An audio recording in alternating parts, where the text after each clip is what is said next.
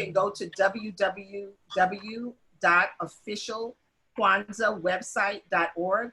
And for position statements by Dr. Karenga, you can go to www.us@organization.org.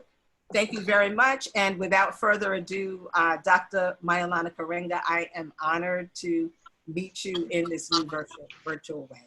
Thank you. I'm honored to be here, and thanks so much for the introduction. I just want to say my name is Maulana Karenga. So thanks very much for that. And so everyone knows we live in dangerous, difficult, and demanding times.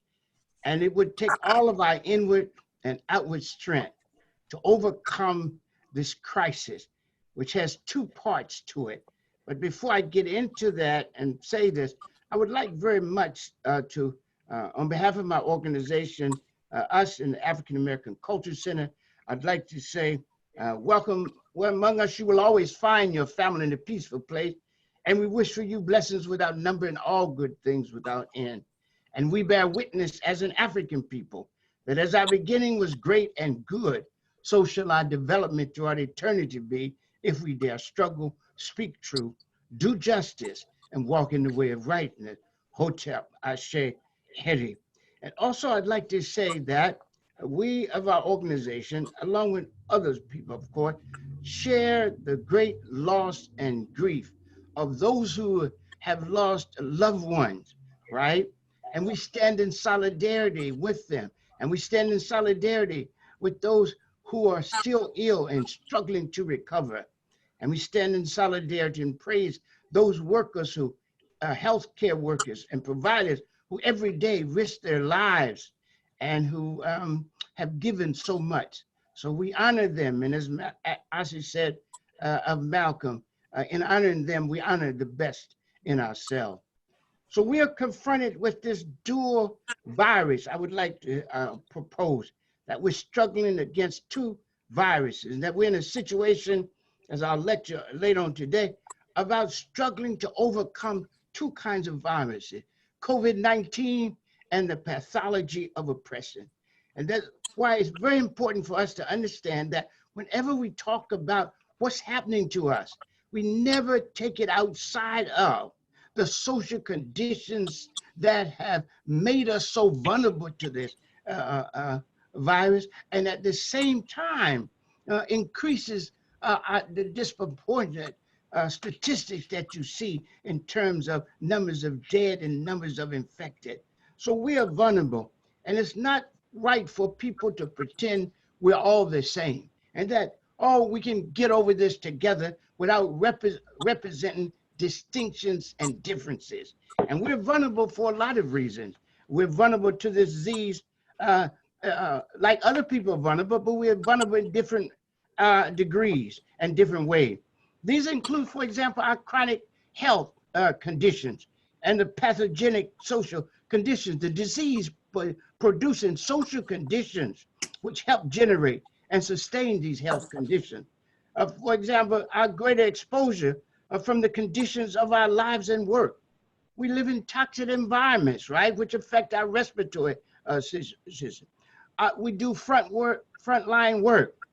We're often unemployment and homeless, and therefore have less capacity to seek health care and to maintain it. We also are great among the homeless, and we also are great in great numbers among the incarcerated. We lack also adequate access to quality health care, to insurance and health facilities. We also have financial limitations, food insufficiency and food insecurity. And the history of racism has undermined our ability and willingness sometimes to seek needed care. And then there are, of course, the lack of culturally competent healthcare, outreach, interaction, and exchange with Black people. And so in summary then, these and other structure inequalities and structure inequities and structure injustices make us totally different from other people. And therefore, when people talk about we're all together in this and the virus is equal opportunity, or whatever they finish that with, The reality is talking about disparities, high injustices, high the history of racism and genocide, right? And the Holocaust of enslavement and the current devastation on our lives that this system presents. And that's why I call it living in a pathology of oppression. And that is why our foremother, our honored ancestor and foremother and human rights activist, Mrs. Fannie Lou Hamer, said, this is a sick society. And it's sick, not only in the sense that it is pathological itself in terms of racism, racial capitalism, classism, sexism, and hatred and hostility to all things different, but it also is pathogenic. It produces sickness. It produces agents, and it acts as an infective agent that is a damage to both to humans, to animals, to plants, and to the world itself. So I just want to stop having said that, and we can get into a wider conversation, but I just wanted to get away from the illusion that we're all the same. We're not the same as our oppressor. And we cannot identify with our oppressor without sacrificing our own interests, our own identity. It doesn't, Malcolm said, Minister Malcolm, our sacred ancestor, taught us that the logic of the oppressed cannot be the logic of the oppressor if they want liberation. And so for us to be ourselves and free ourselves, we must think for ourselves and we must act for ourselves. And we can act in coalitions, but we have to be ourselves in those coalitions. We can't erase ourselves or the differences and distinctions that we bring to the table. Okay. Okay, thank you, Dr. Karenga. Was there more that you wanted to share? Because I think that given where we are and in Harlem and with the pandemic, it has been very clear that this has really put a spotlight on the racism and the differences that exist in this country and in around the world. So if there's anything else that you would like to say to just move us into the actual town meeting so that we can deal with the things, I would appreciate it. I think that everyone knows that in the final analysis, we are our own liberators. That no matter how numerous or sincere our allies are, those who would be free, those who would have a good and meaningful life must struggle, must strike the first and final and decisive blow. They must do that.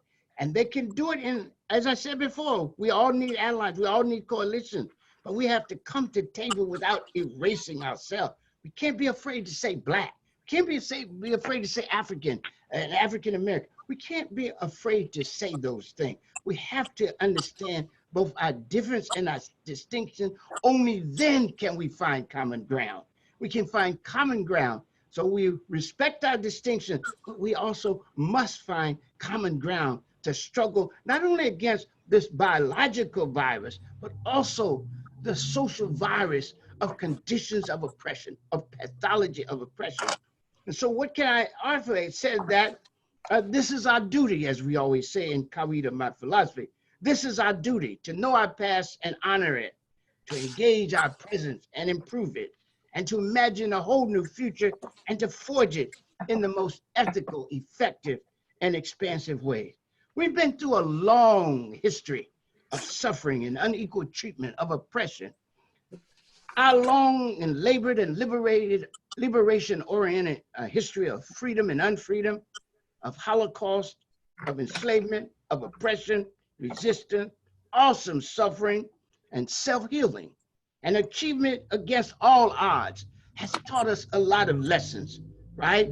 And the first and foremost it teaches is that the ultimate solution to our problem lies in the self-conscious ways we live our lives, do our work, and wage our struggle.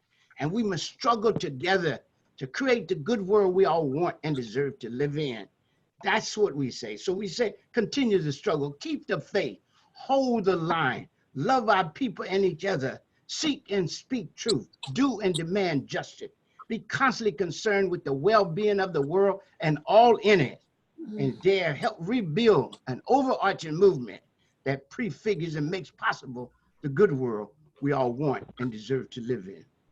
Okay, well, thank you, Dr. Karenga, and we are going to endeavor to bring you on next week so that we can expand on this topic and of people being able to actually live in Bususaba. So we are honored to have you here, and we know that there is another program right after this for you. So be blessed, be safe, and we just pray for all of you. Thank you very much. It was an honor to be here. All of y'all, take care, be safe, and let's all stay relationally close. That is the hub and hinge on which all our lives turn. Thanks so much. Okay, thank you, sir. Okay, so for those of you who have just come in, this is Harlem Network News, and we are a new media platform here in Harlem to assure that all of the information is being transmitted to Harlem and all of the Black and brown people and people of color who are not being represented in mainstream media. And knowledge is power at this point, which is what we know. So it's critical and a matter of life and death for people to be able to get the information they need. We are here in the town meeting, and we have all of our Harlem public officials. I am going to start with our amazing and honorable Congressman, Adriano Espiat. And I would just like to give a little background on Congressman Espiat, if you will just bear with me. Let's see, okay. Congressman Espiat was elected to Congress in 2016. He is serving his second term in Congress, where he serves as a member of the influential U.S. House Foreign Affairs Committee, the House Committee on Transportation and Infrastructure, and the House Small Business Committee. He serves as a senior whip of the House Democratic Caucus and is a member of the Congressional Hispanic Caucus, where he also serves in a leadership role as CHC whip. He is also the chair of the CHC Task Force for Transportation, Infrastructure, and Housing. Representative Espiat Congressional District includes Harlem, East Harlem, Northern Manhattan, and the Northwest Bronx. And for more information, and I'm sure Congressman Espiat will share with you that you can go to his website at espiathouse.gov. So without further ado, we're going to move this meeting on. We are very appreciative for our Harlem community to be able to actually convene with our political officials. This is a landmark here in Harlem, as is we're in amazing and extraordinary times. And with this pandemic, it has brought us all together. That is the blessing of it. It's brought us together, and we're going to move forward and get this done. So Congressman Espiat, if you could share with us some of the initiatives that you have taken over the past week to 2 weeks and bring us up to speed, because we're only seeing Congress on TV. So hearing it from you, you're from us, and we can trust what you're saying. So thank you. Well, thank you, Terry, and thank you to the Harlem Network News. I think this is a critical venue that will assist us as we move through this unprecedented times, through this pandemic. I did share with the participants, hot off the press, as they said, the report for my work regarding COVID-19, which my office put out. You can get it in my website, espaillat.gov, okay? And you could also count on these numbers today as I give them out. I won't give you the full report because it's very lengthy, but I'll do a summary of it so you'll know some of the things that we have been working on. And I'll read right off the text. And the first thing is that my office, and I have 3 offices in the Bronx, in Washington Heights, and of course, my flagship office in Harlem, has assisted 1,411 constituent cases. And that's through the phone, obviously, and through the internet. Well, if you call my office, your calls will bounce off to one of my staffers across the city, and there's 695 of those calls were answered directly by my staffers. In addition to that, there are 8 testing sites that have opened up throughout the last month. The first one, because the numbers were so drastically high, was open in the Northwest Bronx, in the Lehman College area, right on Bedford Park Road. We opened our first testing site there with the state just about a month ago. Subsequent to that, we've opened test sites in Harlem at Harlem Hospital, in East Harlem at Metropolitan Hospital, at the Sydenham Clinic, also in North Bronx Central Hospital, right across Montefiore Hospital.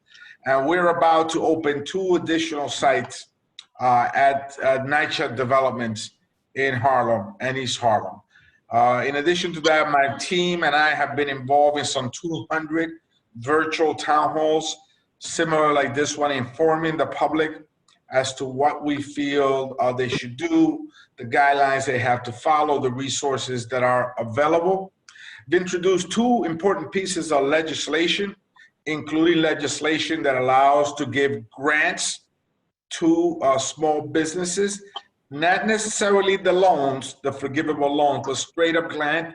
And you must know that each CARES Act has had $10 billion worth of grants in it. That small businesses, in addition to the loans that they can access, can also access. We've assisted 54 businesses with these forgivable loans. And of course, many of you know the Northern Manhattan Recovery Fund, which was made available by New York Presbyterian Hospital, $10 million. And we have assisted 899 businesses for that. In addition to the 2 bills I've introduced, which is the small business bill, and the second one, which I failed to mention, is a rental assistance bill for both residential tenants and for commercial tenants as well. In addition to those 2 bills that I've introduced, I've co-sponsored 24 additional pieces of legislation that I think are critical. I led 22 letters asking for policy and fiscal changes, anywhere for funding for the MTA to greater resources for NYCHA to do deep cleaning for the common areas and capital projects in the NYCHA buildings, to the most recent letter asking Attorney General Tish James to investigate the last round of loans, which we'd all agree was a disaster with the Small Business Administration. And so 22 letters that I've led. I've co-signed 158 letters from other congressional members.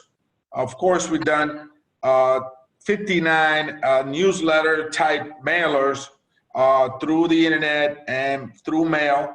And we also address 40 immigration cases with help of 128 folks that were abroad or stranded. We helped in 19 funeral service and assisted a 58 family with the unfortunate deceased family member in their household. So these are the numbers that we've had. As you know, the Bronx part of the district, the zip codes in the Bronx, continue to register the worst numbers of the entire congressional district in the Northwest Bronx. And a couple of zip codes in Northern Manhattan also show some very severe numbers. Overall, the Bronx has seen a significant number of cases, 2,119 cases per 100,000 people. And it continues to, I think, register Bronx and the west part of Queens, the Corona, Jackson Heights, Elmhurst area of Queens, as well as the Bronx, but in particular, the West Bronx, right across the Harlem River, has seen some horrendous numbers. And so You have in that report a breakdown on the actual issues that we've addressed, from food assistance to housing to rent freeze, mortgage forbearance, funerary service, repatriation, stimulus checks. 90 people have been assisted with unemployment benefits, several cases for prison, for folks in prison, as well as I said earlier, folks that are stranded abroad in Cameroon and in Peru. We help. Congressman Espaillat, I don't want to cut you off, Okay. but those numbers and all of that, I think it's good to share that, because it's hard for people to know exactly what is happening. But since we have everybody here and live, I believe that we're going to deviate a little bit. The Assemblywoman Inez.Dickens, I believe, would like to say something, but I would also like to intervene. I understand from what you said that 54 businesses have gotten those stimulus packages, but we know that the majority of the businesses in Central Harlem, for many reasons, which I will allow the public officials to express, but for many reasons, people have not been able to cut through this stimulus. And it's also great and wonderful that the Columbia Presbyterian has given out this $10 million that is going to help 899 businesses. But one of the concerns is that grant, from my understanding at Columbia Presbyterian, it is really dealing primarily with Washington Heights and maybe the tip of Hamilton Heights. So Central Harlem is not a part of being able to be the recipient of that grant. So the question is there some form of grant or something that is going to come through, because the Central Harlem businesses are bleeding? So that's a good question. And as you said, the grant issued by New York Presbyterian was for its catchment area, which was Washington Heights and Inwood. But we fought to include the West Harlem, Hamilton Heights area going down to 135th Street to ensure that an area broader than their catchment area was included in that grant. Just today at noon, we had a conference call, a Zoom call like this one, with the Empowerment Zone, with Blair from the Empowerment Zone, and the Empire State Development Corporation, as well as Kara Wallace, to prepare the bids that were part of that conference call throughout the district. The Greater Harlem Chamber of Commerce, Lloyd Williams was in that call, and several business leaders and chambers of commerce were in that call to prepare them for tomorrow. It's important that they get ready for tomorrow, because tomorrow at 10:30, the second phase of the grants will go live. Okay. We've included $60 billion for small businesses that would be handled through community-based banks like Carver, like Banco Popular, credit unions, and CDFI. So these businesses must be ready, and they must be at the starting gate tomorrow. And I thought it was a very fruitful conversation with Blair Duncan putting himself at the disposal to assist business with technical assistance to make sure that they're ready tomorrow when the bell rings and these loans are once again opened up. In addition to that, those that applied before that are on the queue will now be activated again. And again, $60 billion are there for those businesses, small businesses. I want to carve out an addition $10 billion from the 60 to be specifically for CDFI, not just the local, traditional local banks like Carver, Popular, Ponce de Leon banks that are working for many years with our communities in East Harlem, Washington Heights, and Harlem. And so we're still working on carving out even more, but I think that this opportunity, this second round, will provide a better opportunity. I share with your concerns. In fact, I asked the Attorney General to look at the possibility of any wrongdoing in the last round when we saw the traditional banks really cater to their preferred customers, which are not our businesses, by the way. Okay. What I would, that's fantastic. And if I don't know if people were not, because I have a lot of small business people here with questions and concerns, if they were not on that coaching with the empowerment zone, where can they get that information so that they're ready Yes. for 10:30 tomorrow? Because that would be very critical. And I understand there's a limited amount of money and everybody's got to kind of race to the finish line. But one of the things that's very critical, our Harlem area and all of the areas in your district, East Harlem and Washington Heights and the Bronx, we're the hardest hit areas. So we really need some form of special compensation. We were hard hit before the pandemic. So now with the pandemic, I mean, there has to be some way that we're going to get the support we need. And it shouldn't be like, you know, if we can't run fast enough to the finish line, then we're not going to get the money. Because the businesses can go to quickbase.com, quickbase.com, that's where they should go. The information is there. The empowerment zone and Blair Duncan could assist them. But let me tell you that I feel the same way you do. I hope that New York Presbyterian set the standard for other institutions, academics and others, to reach into their pockets and be good neighbors. And we're hoping to get another grant for East Harlem. I'm working with the councilwoman there to see if we can get a substantial grant there. And I hope that the other institutions step up to the plate and be supportive during these difficult times. Okay, thank you very much. Assemblywoman Inez.Dickens, did you have something that you wanted to say? Because I see. Yes. Okay, thank you so much for joining us. I want to thank you so much, Terry, Okay. for hosting this. I'm grateful for the Harlem Network News Media taking a stance. And I want to thank Dr. Karenga for his insightful information and his leadership in this. And of course, all of my colleagues, Gale and the Congressman, and Brian Benjamin, and Al Taylor, that are all on this call, as maybe others, and I apologize if I didn't call your name.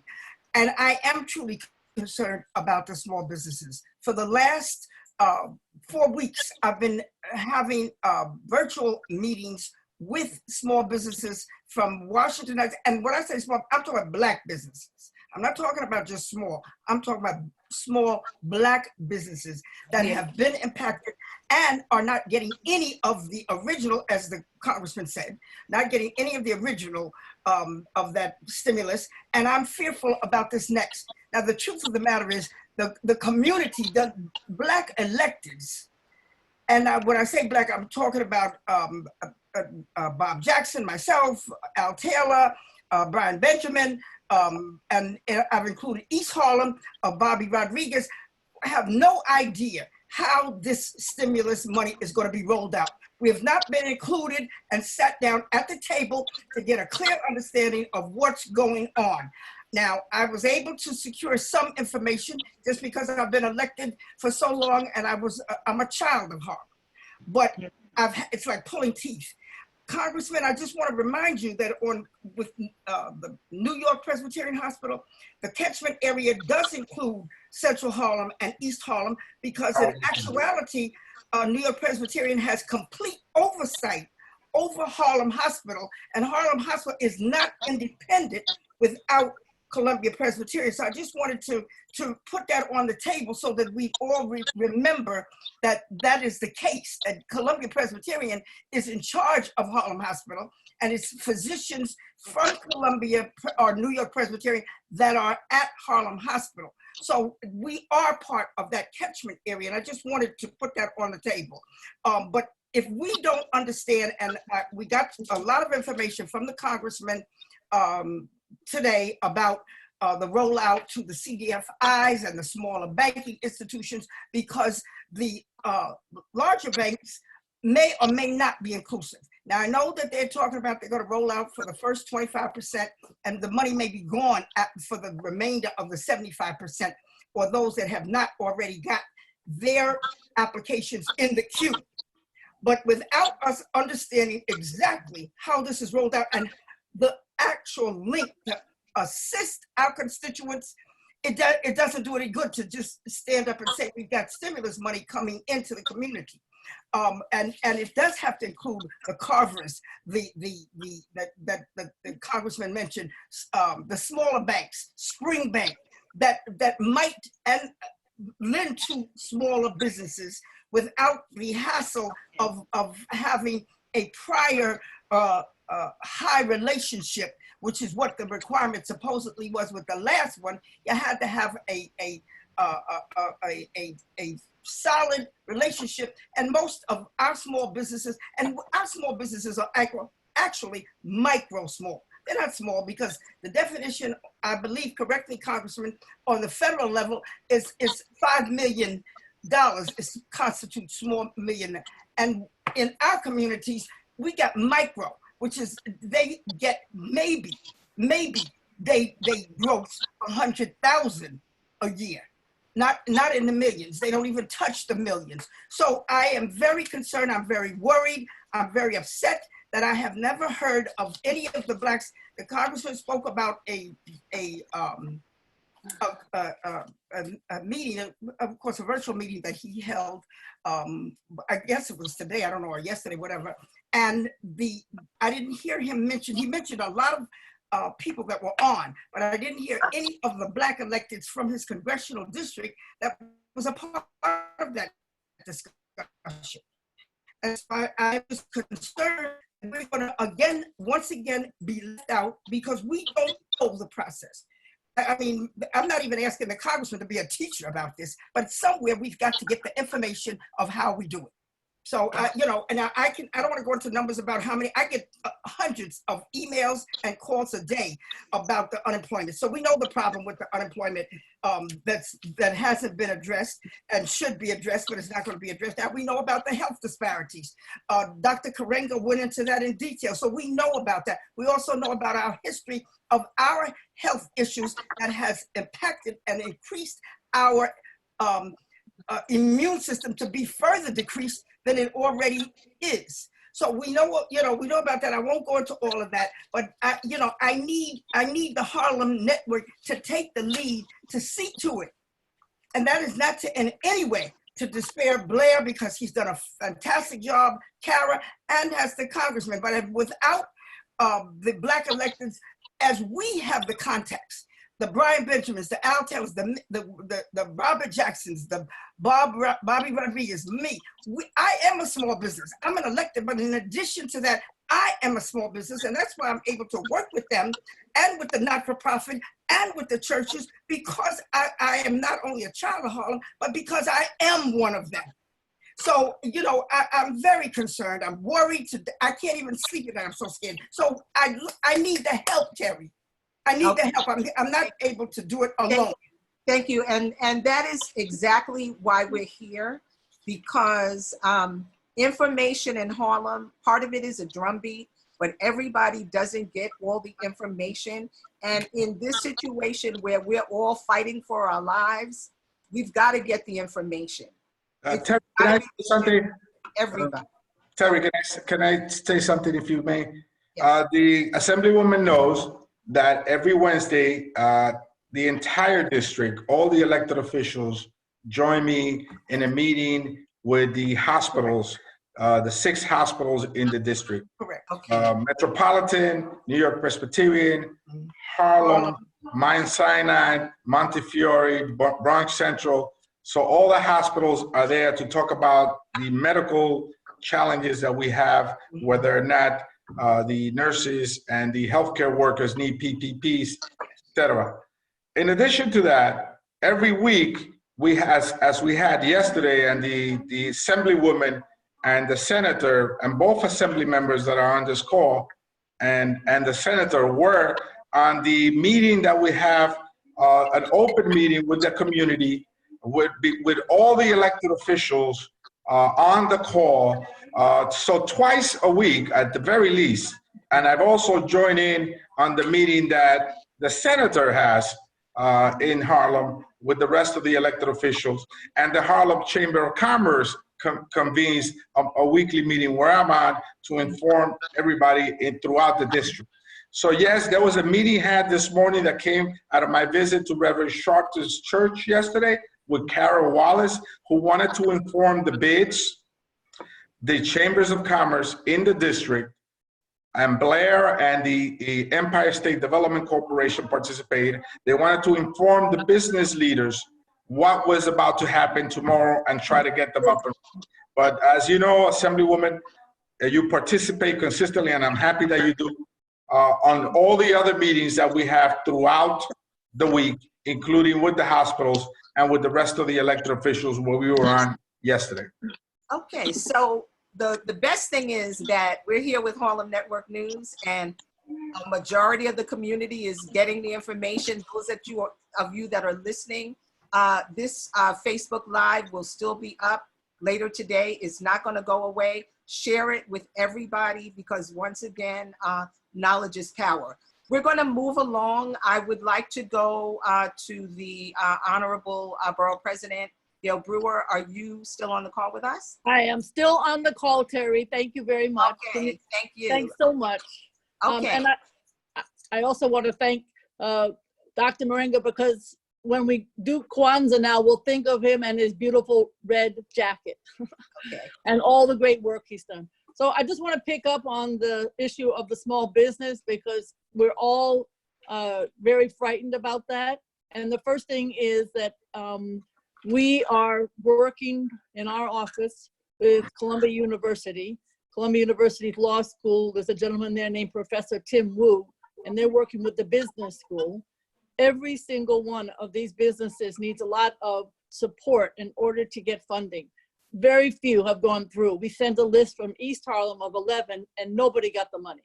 We also have to worry about the nonprofit community. The nonprofit community is eligible, and many of them are very small, and they have very little opportunity. So certainly you can do the wonderful work that the Empire is doing in terms of the ESD and the work that the Congressman is doing. You can also go to ColumbiaPPP@gmail.com, and Professor Wu and his 40 Columbia University Law School students are working with each and every business and nonprofit in Harlem. So it's another opportunity, but every single person has to be pushing as hard as they can. I know the congressman and the council member are working in East Harlem, where there was money set aside for what we call the Pathmark site, which is on 125th Street.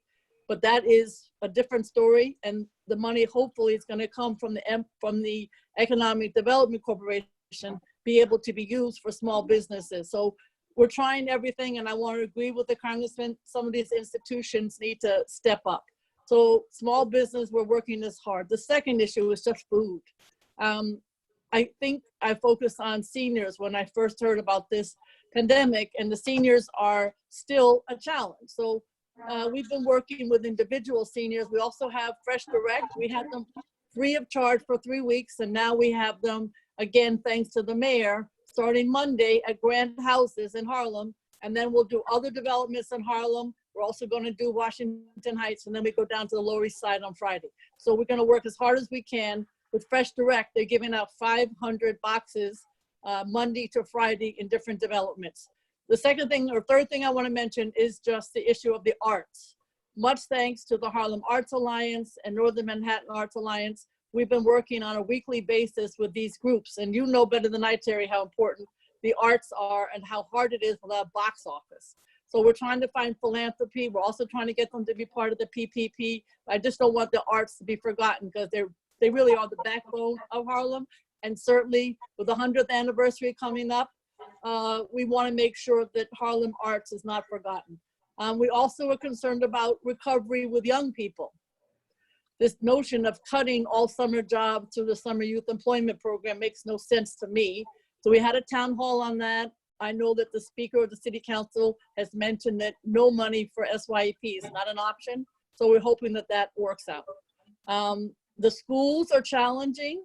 We have, I don't know, many 400 schools in the borough of Manhattan, lots in Harlem.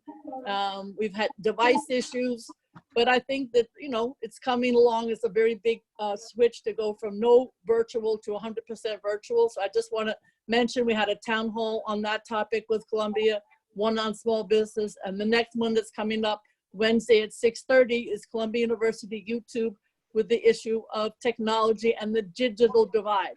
Silicon Harlem is a wonderful partner. They're part of this, but I think we should not forget that all technology for small business and residents, NYCHA and otherwise, are incredibly important.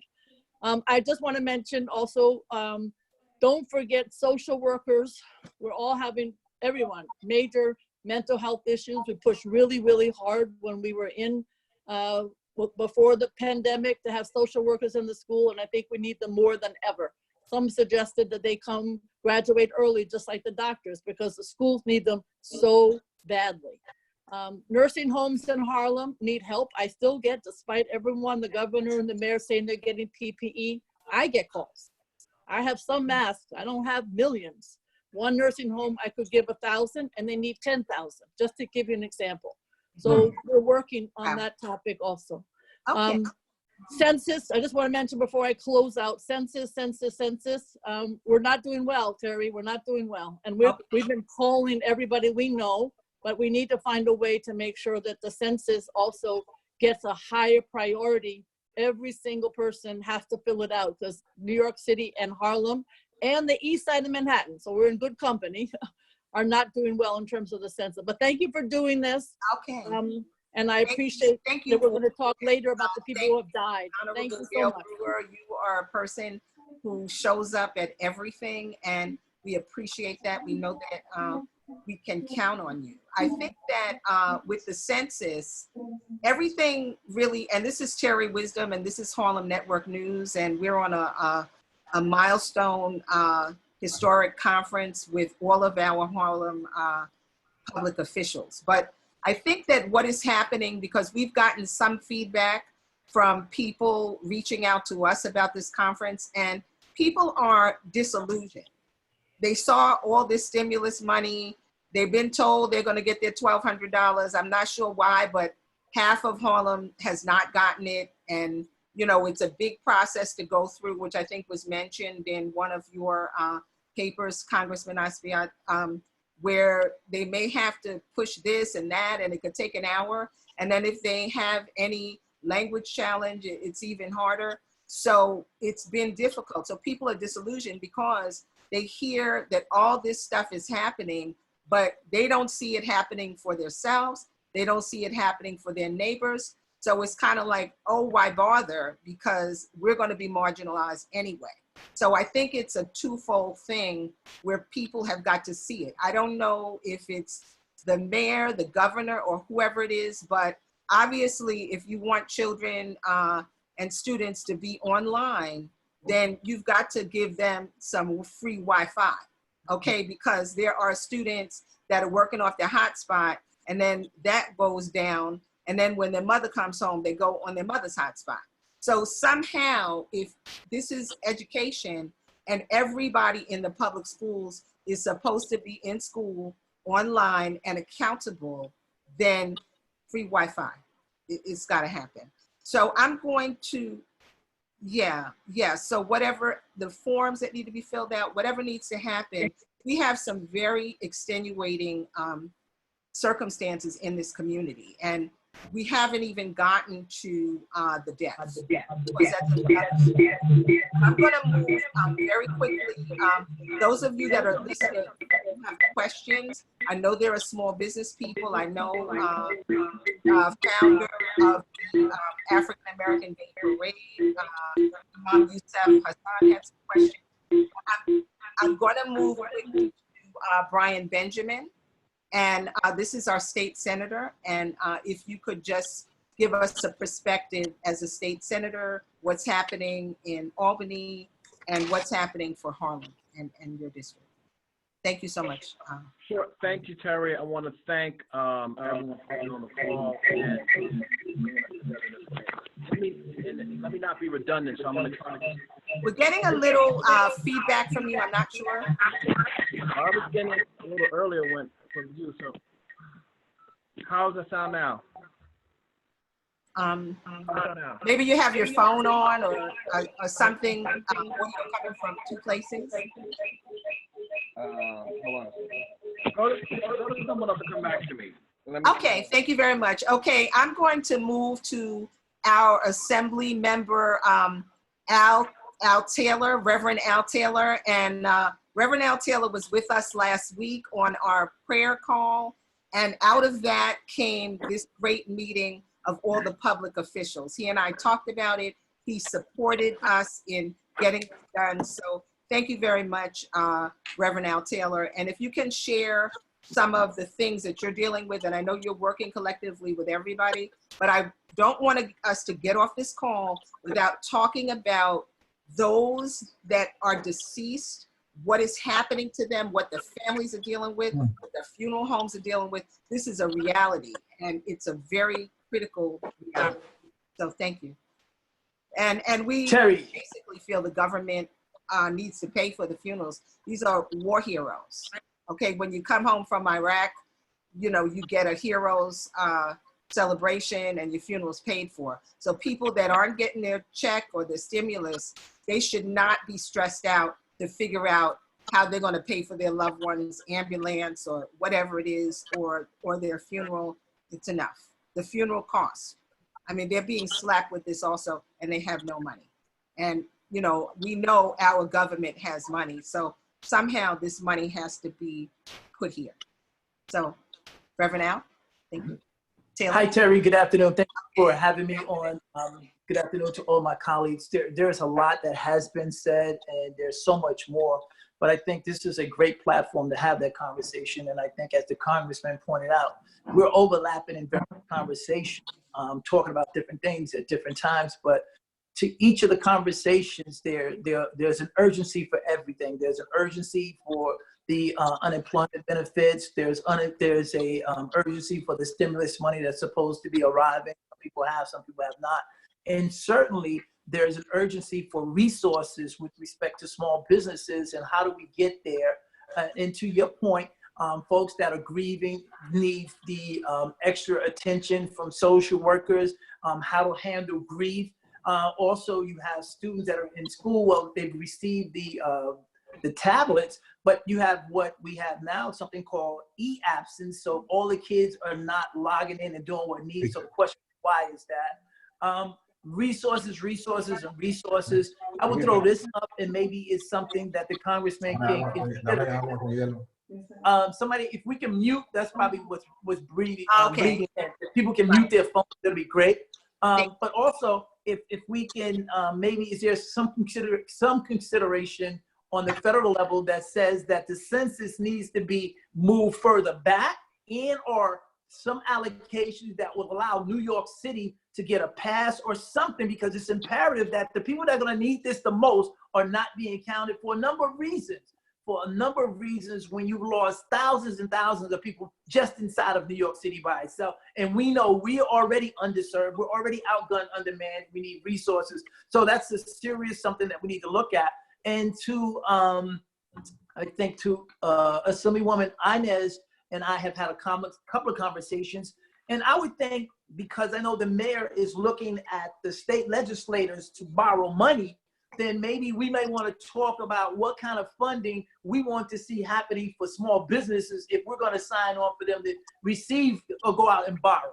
What does that look like? I'm not sure. I'm kind of new on that platform, but if we can negotiate to bring extra money there, because the gates that are down may never open up in our communities, and they haven't gotten a fighting chance, and especially the not-for-profits that have been providing so much crucial information and care for those that are in so many different programs. That's their lifeline. That's what they've been dealing with. They've gotten their meals, they've got the instructions. That's their legal eagle, if you would. So I think that's very important that we need to look at that. And I want to again thank you, Terry, for this platform.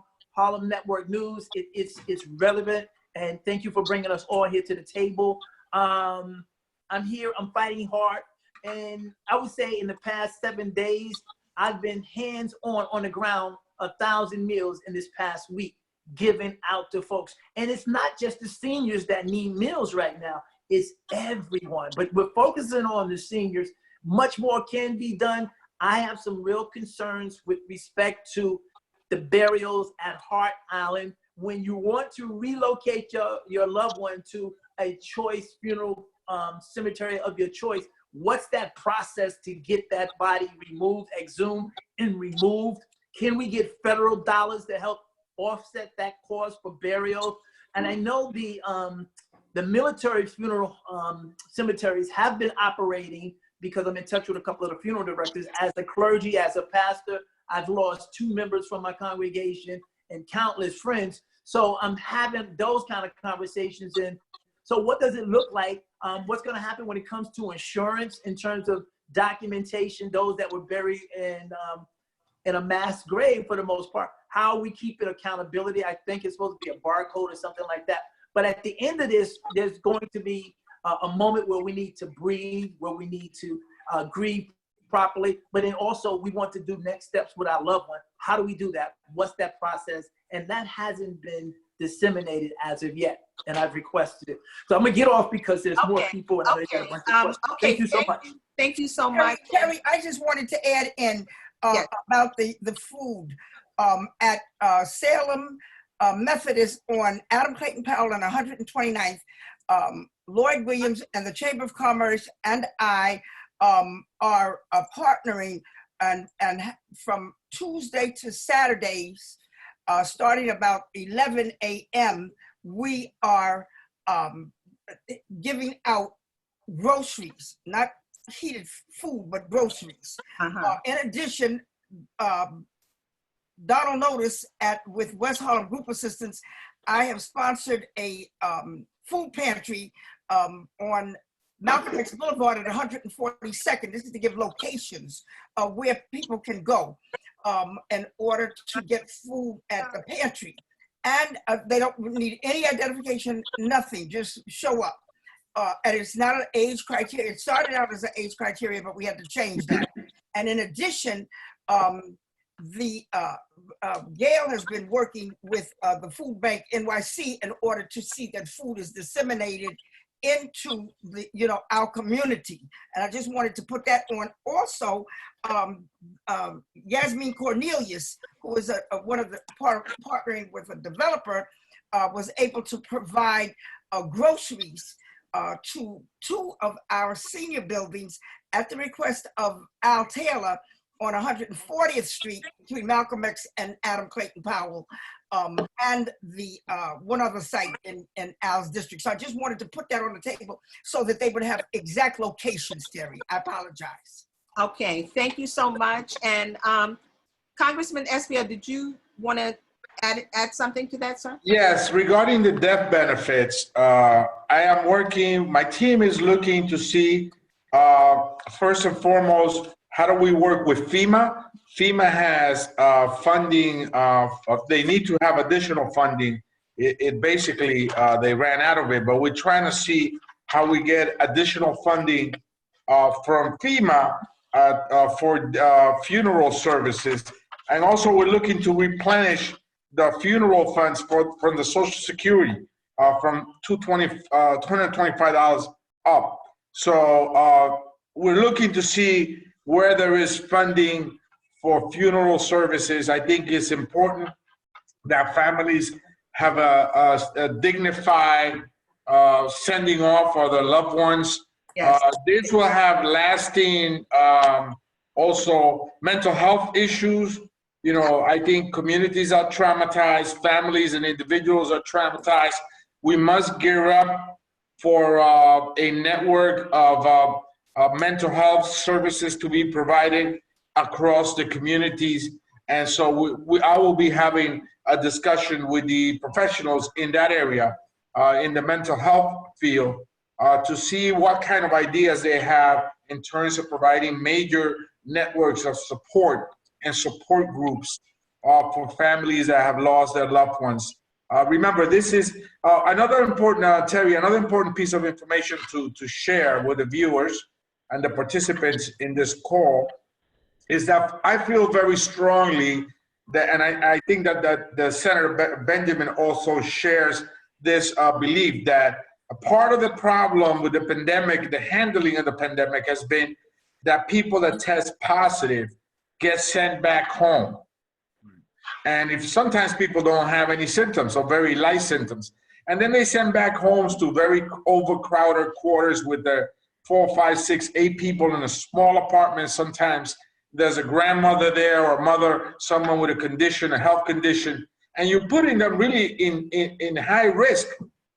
So the city now has made available 11,000 hotel rooms, and the doctors that take care of patients have the authority to refer these patients that have tested positive to these hotel rooms where they will stay for 14 days rather than going back home to infect their families and prolong really the pandemic. And so this has been a real problem. My district, the 13th district, geographically is the smallest district in the country. So people literally are living on top of each other in NYCHA buildings, in 5-story walk-ups, in rent-stabilized apartments, in Mitchell-Amas. They're living in these buildings, and they're really putting themselves in jeopardy. I know of many cases Yes. that have gone back home and gotten their entire family, to go positive. Yes, it has happened, and there are like so many critical points that we are all raising and that we here in Harlem know, because we live here, we work here, we know what the circumstances are, and other people may not know that. But it is a concern, even when people recover from the COVID and they're put to the hotels, because then they need care as well. They need support, they need care. There are a couple of people that I read about that went to the hotel, and after surviving COVID, they passed away because they didn't really have the follow-up. So it's huge problems. But one of the things, and when you bring something up, we can begin the process of finding some solutions because we've identified the problem. But one of the things that I think, and I'm going to get to you, Senator Brian Benjamin, we're a little bit over time, but this is extraordinary time, and this is really landmark, and it's extremely important. But one of the things that we are doing at Harlem Network News, we've started it. We need to get the responses. We need people to send in their stories, be they written or video. They can do it on our website, harlemnetworknews.com, so we have a better understanding of what's happening. It may also cause some relief where they can write about it. At the same point, we have started something on our website called Harlem Angels Gone Too Soon. So if people can share about their loved ones, because ultimately what we would like to do, and maybe it's something we can all work collectively on, is to have some form of a memorial to a monument to all those that have passed. 911, we erected a monument, we put the names, people have big celebrations, they can have— That's a great idea, Terry. That's a great idea. We've got to do this because especially, I think even starting with Dr. Maulana Karenga, and this is important to everybody, but particularly for people of color, the transition to death and the passing away, this is a rites of passage. So when you start taking people of color and throwing them, and the main people that are going to Hart's Island, Potter's Field, that's what I grew up knowing it was called. But when you take our people, and the main people that are in the black plastic bags are the brown and black people that are getting thrown. So, okay.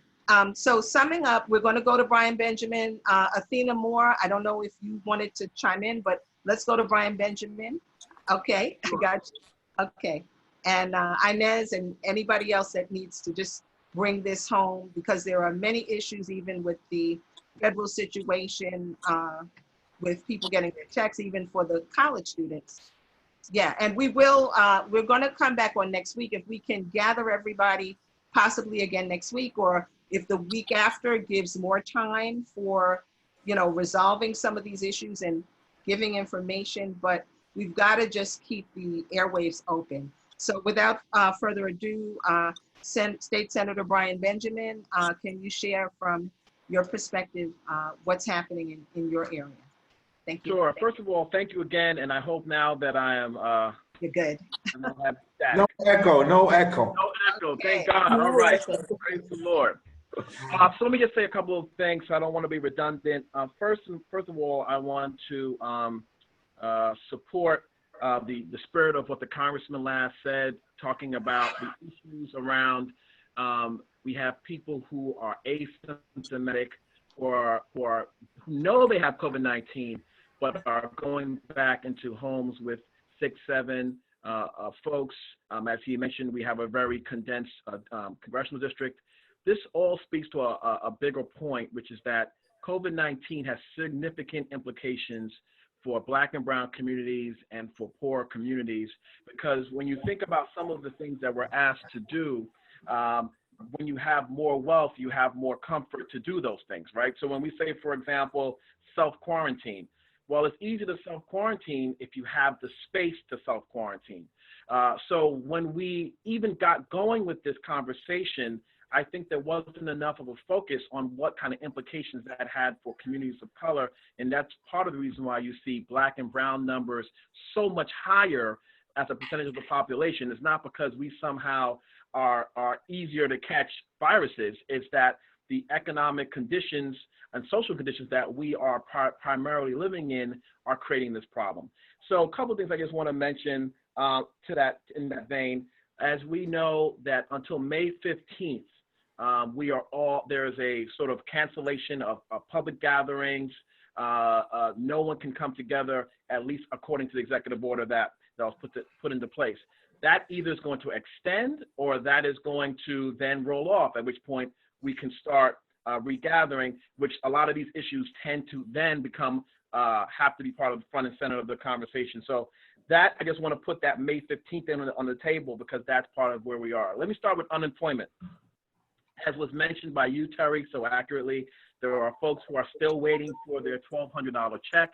Part of the problem is some people have online checking systems because they filed their taxes and got electronically paid, and some people get their checks in the mail. And so the process of that, when things move, when things don't move, that is part, when you talk about economic disparities, you know, who has the online checks and accounts and is set up in a way to get this money. Most of those people already received their check.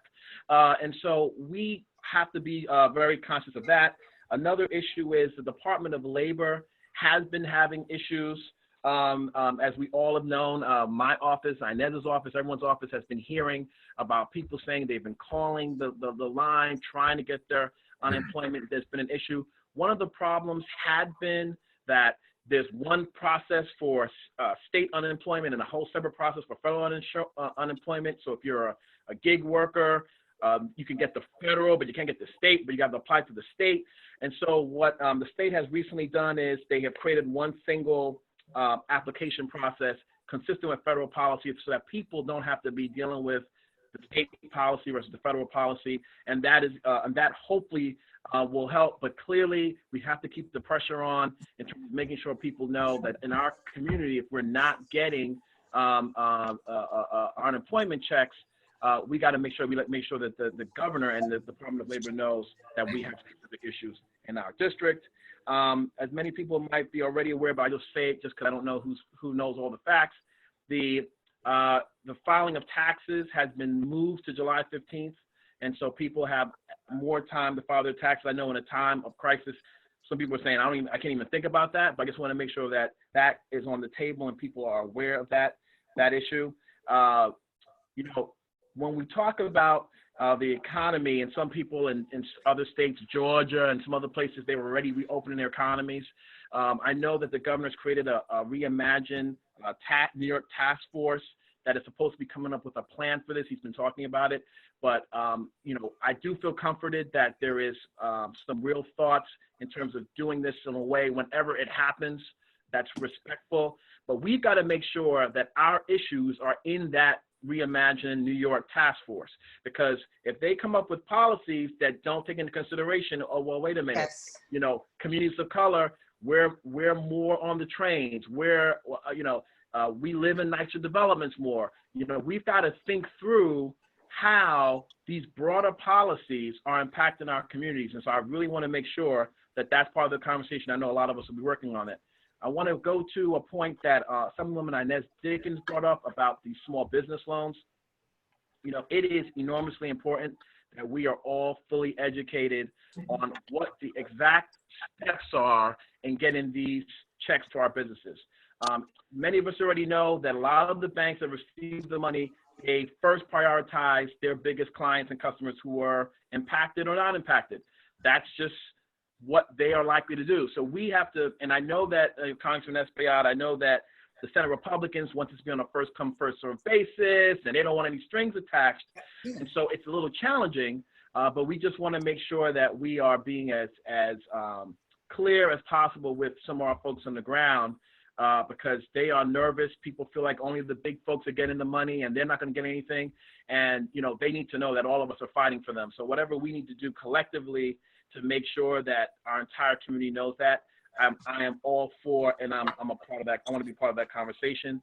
Lastly, I'm in the process of putting together a Harlem COVID-19 webpage that just has all of this information. I mean, I've been on numerous calls, numerous conversations. There's so much information out there. The federal government's doing this, the city government's doing that, the state government's doing that. I want to just have it all on one page, working in conjunction with my colleagues locally, so that everyone can just see where all this information is. We'll get information from our congressman, our borough president, you name it. But we want to make sure we have that, because I've been in a number of conversations where people will say, oh, well, you know, I need masks. Well, guess what? The state has 1.5 million masks. Where did that go? I think we need to try to make sure we have clearinghouses and places for us just to communicate publicly the education we already have, right? There's more to be done, but I don't think everyone knows what's going on now. People are being told that they have to cremate their loved ones, but they're not getting any insurance to pay for that. Right. We just want to make sure we have all that information readily available for everybody to get, where they don't have to come and go on a conference call to get the information. It's just I think that's a phenomenal idea, and I think that this group of our public officials, I know that you all are all working together and you're doing meetings and Zoom meetings and all of that 3 times a day, but forming some kind of coalition, I think this is an opportunity. A lot of people in Harlem are very dismayed and don't have hope and don't have faith. That may be why they have a lot of hope and faith, because that's why we're still here. But I'm saying in terms of the government, they just don't feel that they have ever gotten their just desserts. So this is an opportunity, I think, for you, our public officials, to show the community that we're all one, and this is a pandemic, so it's really a time where we've got to do something different. Harlem has to get some special concessions, because in the small business thing, like you said, Senator Benjamin, if you don't have a big credit card or you don't have a big balance in that bank, whether you're a small business, and some of our small business people are vendors or micro businesses, and they're not meeting that criteria, but this is how these people are, this is how people are feeding their families. You know, this is part of the economy. So it has to be factored in. No one, and you know, we're gonna wrap this up because we know that we're going to come back, and I will take a poll with people. We will let the Facebook audience live know. We may come back next week. I see that our borough president is speaking about what would recovery look like. We have to be at the table. Even in terms of Harlem Network News, we're now stepping to the next stage where we need to be able to ask those questions at the mayor's press conference. If there's any assistance you can give us in doing that, we need to ask those questions of the government, the governor, because we have to be at the table. We have to be part of the planning. Otherwise, we're just left out, and it's unacceptable. It's unacceptable. We're taking the heat for everyone, and redlining continues. I mean, it continues, because if there are all these things that have to happen so that you can get a grant or prove this or prove that, it's a lot. And like you said, people are dealing with grief, they're dealing with death, they're dealing with, they don't have food, they're dealing with their kids can't get on the, because they don't have internet. So it's very, very difficult under these circumstances. You know, think of a war zone and telling somebody they got to fill out 4 pages or something and bring whatever it is that they have to, you know. And I'm just saying, I mean, obviously it has to show that it's a legitimate business, but I believe we need to get some concessions. Terry, I have to bounce off. I have to bounce off because I have a 5:30. But thank you for giving me this opportunity again. If anybody needs help, you can call my Harlem number, 212-663-3900. My Washington Heights number, which is also available for you, is 212-497-5959. If you have unemployment issues, you want to fill out that application. By the way, independent contractors and gig workers are also available for benefits. If you have issues with your stimulus check, you can call those numbers. If you're a small business and you need help, please call us. Thank you so much, Terry, for this opportunity. God bless you. Keep the faith. Okay, and God bless you. Terry. Okay. Final words from Inez, Assemblywoman Inez. Yes, Terry, the other thing is I wanted to mention is that at 2381 Frederick Douglass Boulevard at 128th Street, that is another site where you can get testing. And the phone number there, but it is done Monday through Friday, 9 a.m. to 12 p.m., 1 p.m. to 4 p.m., but only by appointment. The phone number there is 212. Okay. 364. We're gonna, if you send me all of that information, I will make sure that we post it on the website. Yeah. I'm sorry to interrupt you, but no, that's not, it's on our website. Because we don't know, we don't have testing site. But thank you. The other thing I want to bring up is Shake Shack received a big part of the stimulus package last time. They returned the money, according to the media. If that is what happened, what happens to that money? Was it? And they returned it supposedly for small business. Where did it go? Did it go back into the general pot? Was it designated? I wish they had spoke to somebody that I could have given them some suggestions, but so that I could be assured it would go into to our communities. And also one last thing is with the insurance companies, they are refusing to honor when you put in for business interruption, if it's related to COVID-19, then they are not honoring those requests, regardless of what your insurance policy says. So we've got to be cognizant of that because many of our small businesses are obligated to have this insurance, and then they're not getting the benefit of it. Terry, I got Thank you so much, Terry. Thank you. One more, my last point from the state, please.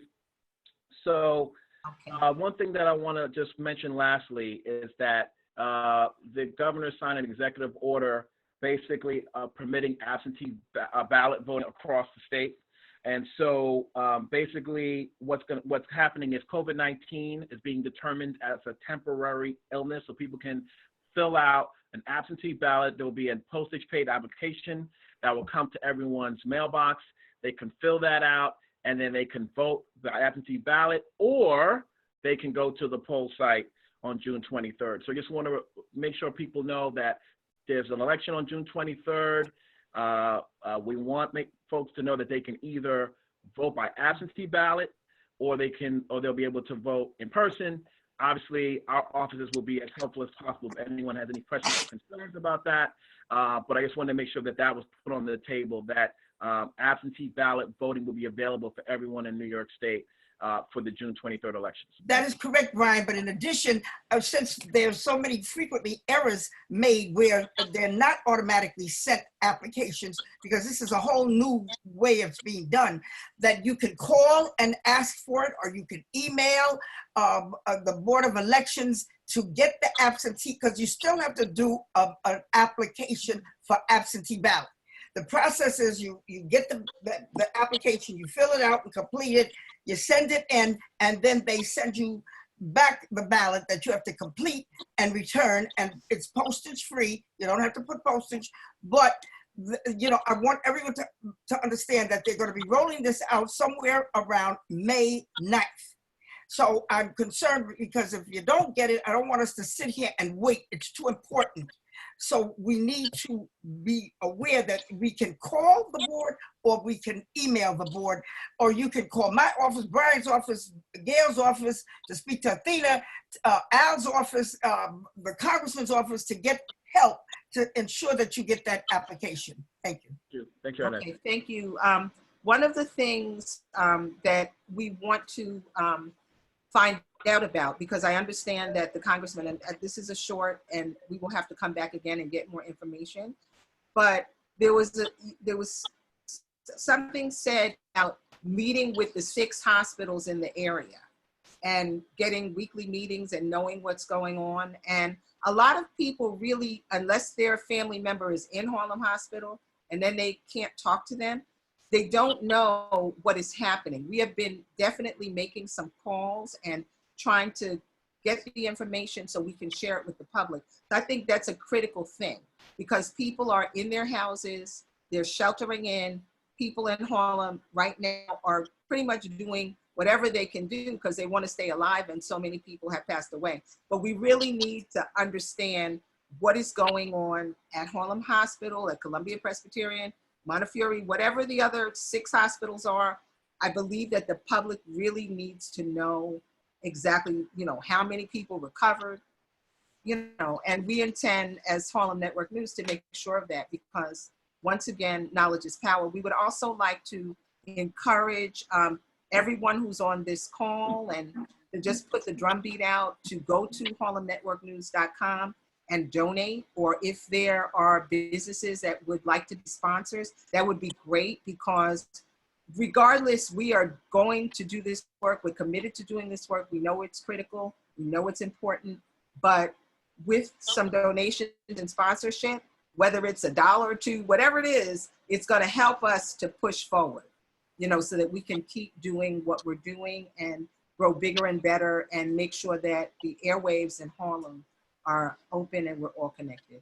So if there's anyone else that would like to just close us out, I don't know if questions. Questions. We have over 200 questions that are here, but I'm just going to go to one of the questions, which deals with death and the deceased. If a person passes away at a Harlem hospital, what do they need? Because there was a situation where someone did pass away and there's only one younger person to deal with it, and they were told they couldn't do anything unless they had the insurance. So that's a question, and it's not a question we want to think about, but we want people to know what the process is. And right now that's not known. It's enough to deal with the loss of a loved one that you can't visit and you're not there, but then you don't know what to do. So that's I will send to you, when I send the other information to you, I will send to you what information that I know of, whether of how it's done. Whether if you got insurance, it's one way. If you don't, it's another. So I'm going to see that you get that. Okay, because that's obviously a critical question, and it's a part of what a Harlem family is dealing with right now. And we also have some small businesses on the call that have had some questions. They didn't get any stimulus. They weren't on the packages. A particular daycare here in Harlem, a wonderful one, and I can say the name because it's Harlem, but it's Sugar Babies. And it's right across 138th from Abyssinia. So what can we do? Because these are vital businesses that have nurtured, and Thomasin's Deli on 123rd. I mean, we want to make sure that our pillars and our institutions stay. So Terry, it's Gail. Yes. I'm just going to say, if you want to help with answering these questions, we would be glad to figure it out for you, because they all need answers. So between all of us, we can help. Okay, Yeah. great. Okay. Yes. Reverend. Gail? Taylor. Yeah, also, just for the listeners, and I think my colleagues, Inez said she's going to send you some data, just so people understand they're working under extreme difficult times. So the amount of time that a loved one will remain in the morgue has been accelerated. because it may have slowed down slightly because of the number of deaths that we're carrying. A lot of the funeral directors, most of them, but not all of them, are doing direct burials. A direct burial is we will pick up your deceased and we'll take them to a crematory, or we'll take them directly to a burial, but there's no funeral in the sense that we're accustomed to, and it's low cost, whatever. But at the same time, you can't get a crematory for like 2-3 weeks out.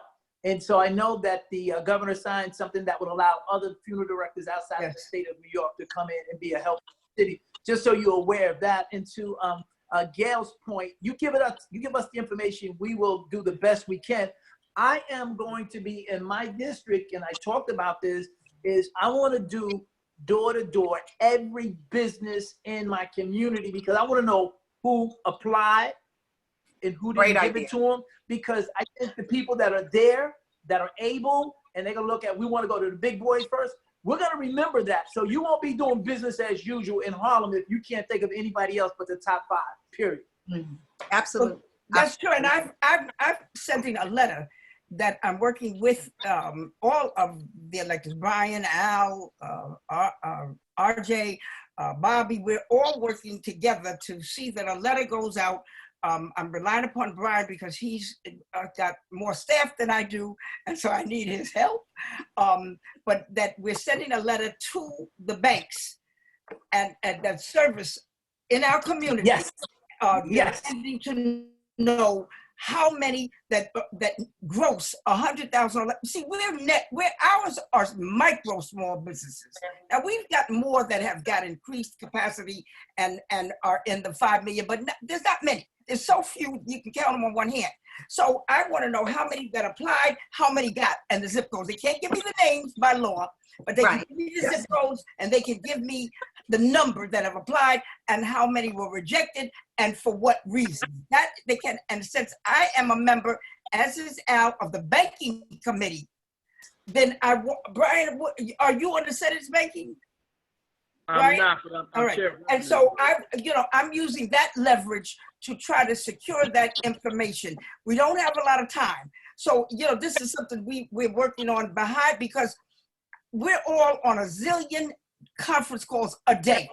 All of us are. It's all the same people. However, the information that we needed in order to ensure that our communities, our Black businesses, our brown businesses got the knowledge and the information in order to get these loans was not provided on any of these calls to any of us. Show me the money. I'm absolutely with you, and I think this has really started the movement, the change here in Harlem. We've got to keep it up. I also want to say to our audience, those of you that are here, you need to spread the word to everyone, because that's how we will be successful. And there may be people, if they want to volunteer to help some of these public officials, that's how you get involved. That's how you front street. That's how you make it happen. That's how we work collectively. I think that we also should put together a letter to our Congressman Adriano, who had to leave the call, to say that we want a memorial set up for those that have passed with COVID-19, because it's pretty much a virus warfare, and something has to be erected to these people. A historic thing for generations to come, where their name is on the wall and people can go and they can look at it and they can remember these people and remember what happened. The pandemic. Okay, so very important. So we're going to go to you, Assemblyman Reverend Al, and that's a whole nother conversation that we didn't get to, like how are the churches faring, how are the churches helping, but in true style of Harlem and Black and brown people, we're going to ask you to just say a prayer, closing statement and a closing prayer for our community and whatever you believe in, and for our officials to just keep doing what we're doing, and for those that have lost their lives, for those that are fighting for their lives, and for those that are doing everything they can to stay well. Obviously, this was a great platform, a lot of information, and I'm just overwhelmed that everybody is here and that we're on this, working together. It's important. So without further ado, Reverend Al Taylor, thank you.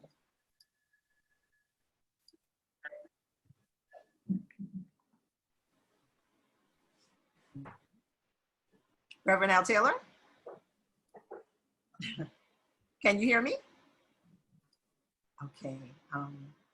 Okay. Yeah. Okay. Terry, before he does that, I just want to say something real quick before he does that, because I think he yes, go ahead. First, I want to because conversation around. If you could speak up a little bit, State Senator, because we're getting that echo again. Sure, sorry. I said I want to lift up from Inez because this conversation around our small businesses is so important. And, you know, she talked about the Shake Shack, $10 million. Well, what happened? Where did it go? Her question is the right question. Who's deciding where that money goes? How's it getting reallocated? And that process is particularly being kept from us because money is power. Money is where the whole juice of this thing is. And so I want to double and triple down on what she says. And I'm following her lead on this conversation because if we don't make sure that Harlem gets the economic power, the money to get these loans to restart their businesses. A lot of these churches need this stimulus money. A lot of our nonprofits need the stimulus money. This is not just about business. This is also about our churches and our nonprofits who are the core of our community. I want to go back to that point before because this is such a big issue, and I want to thank her for her leadership. And at that point, I will close. I just wanted to make sure we talked about that extra importantly because if our community is starved of resources, that's how our community gets killed. Thank you. Okay, so thank you very much. And this is absolutely why we started Harlem Network News, so we could have these conversations. And we are going to make sure that we have a voice and we are sitting at the table in the press conferences to really stand for Harlem and the Harlems of the world and all of the communities that are being disenfranchised, marginalized, and now in some instances sensationalized, you know, where they're saying, oh, this happened to this person and this happened to that person, but there's no solution. Okay, so we've got to get some solutions. We deserve it. And with the census, a lot of the census money is going to come on our back. Okay, so the question is the census money going to get to us? Because census money is going to be given based on the kind of community that we are. But once again, and the numbers, so is that money going to come to our people? And all of the organizations from the empowerment zone to whoever they are, they have got to get to the table and really deal with the people. This is a wealthy country. There is money, but they're acting like there is none, which is why, you know, organizations are having to kick in and bring food, and Catholic Charities is doing this and doing that. There's money. So the money needs to come here. So Assembly Member Al Taylor, are you with us? Thank you. You're going to yes, I am. Please. And remember, go to harlemnetworknews.com. Spread this Facebook to your colleagues. Make your donation. If you are a business or a small business, be a sponsor, or we'll work with you to promote what you're doing. I mean, this is what we're about. Yes. Okay. Thank you. Thank you, Terry. Thank you. Thank you to all my colleagues in government. Thank you to those that are listening and watching. I just want to share briefly a prayer. Jeremiah says that if we seek the peace of the city, then the city will prosper. So Lord, we just thank you that we have hearts and minds for our city and the village of Harlem right now, Father God. We thank you for my sister Terry and her team that has pulled this together and brought us to the table to have the discussion. And we just pray your favor over those things that have been discussed, and that we will not only have the ability to respond to them, but Lord, that we would actually excel, that we would have an abundance because your word declares in Jeremiah that my plans are not to harm you, but to prosper you. So Lord, I speak prosperity to all the things that are not working, that it will switch, Lord, that we'll be able to get the resources, and that we will step in and own, and everyone will be accountable, Father. So we just thank you. And Lord, we ask that you would minister to those that have lost loved ones, those that are in hospitals, those that are in need of anything, Father. Help us to reach them, and just continue to bless all my colleagues and all of those that are here and listening, that your word would rise up and that we be able to serve our brothers and sisters. Amen.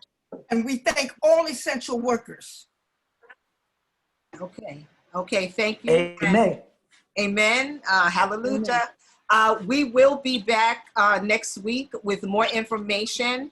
And I just want to say, and a continuation of the town meeting. And during the week, we will also be reaching out because we've always had some of our Harlem doctors on our call, like last week, Dr. Michelle Alexander, Dr. Fergus. You know, these are our medical providers, and I am going to charge this political official group to give Harlem Network News some information about what is going on in the hospitals so that we can share that with everyone, so that people with the audience, so that people are more comfortable in terms of what is happening. So my closeout to everybody is put your mask on. It's mandatory. I'm still seeing people in Harlem. You don't have a mask. It's not about you, okay? It's about you and everybody else. You know, how dare you go into the supermarket and don't have a mask on when those people have families, those people have kids, and they are going there so that you can buy food. So put a mask on. If you need to get one that looks like a fashion plate, then get your mask, put it on. It's cool to wear a mask.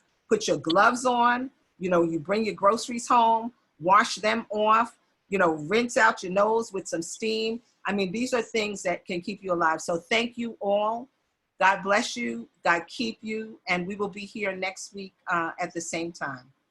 Okay, and this video will be available on YouTube as well as on Facebook, okay? Harlem Network News, harlemnetworknews.com. Thank you. Thank you, Terri. Thank you, Dr. Karenga. Amazing. Thank you, everyone. Thank you, Terri. Okay. Bye. Be safe and have a blessed night. Thank you. Thank you, Terri. Okay, thank you.